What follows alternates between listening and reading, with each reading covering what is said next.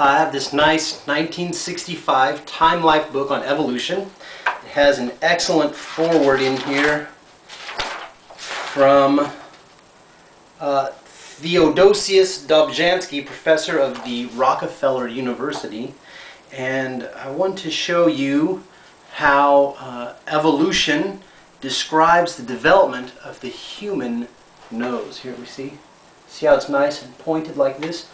Well, I want to explain how that came about. You see, here you see the title of the captions here, The Face, From Fish to Man. I hope you can see that. Now, you see this first figure here is a shark. We have a shark. See how his nose is nice and pointy? He's got that pointed nose there to part the water as he goes. And then we see the lizard, right? Probably relative to the salamander, so famously quoted as the amphibian which crossed over from sea to land, right? The amphibious transitional foot, the salamander became a lizard like this. He still has the pointy nose. This is what's explained in the text here, people. This is not my belief. Okay, now you have the opossum, but still the pointy nose. Then the lemur, okay? Now we're going to change pages, and we're going to move over here to the monkey. See, here's our monkey again. And now here's a gorilla, and there's man. Look, see? He's got the pointy nose. He's got that nice pointy nose because that comes around from the pointy shark. Okay, this is evolution.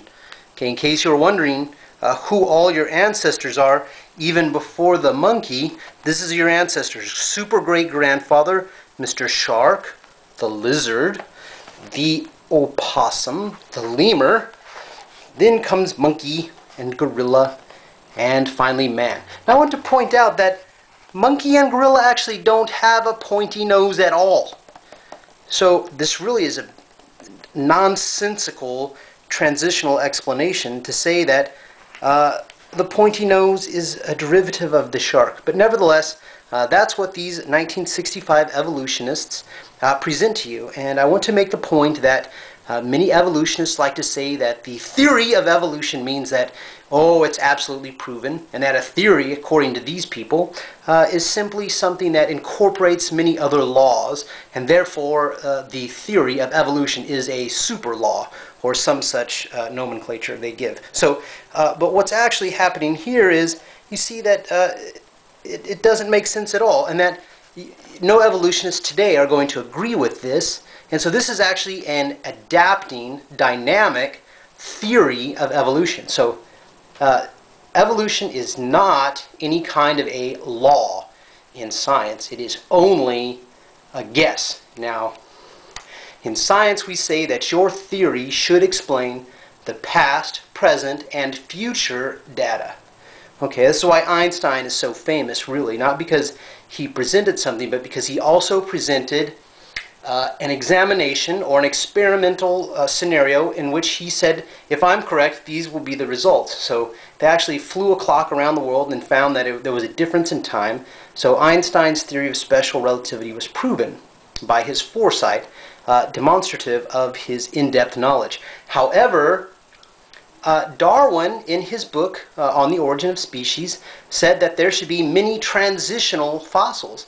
And this should be, if there's a dynamic, ever-changing process, there should be continuous intermediary fossils, not these all now debunked, sparse in number examples of intermediary species of missing links. Okay? Instead, there should be a huge number, but there are not. So Darwin's proof has failed to forthcome. So Darwin, by his own experiment, his own scientific future proof, failed. Okay, he said there should be many, many missing links, and there are not. So now you will find that, okay, that's all I wanted to say about this. So here's the evolution of the face, and that evolution is not a law, but is a theory according to the traditional term, which means a guess, and it is failing in many, many areas. Evolution is completely nonsensical, non-scientific, and promoted by the Rockefellers.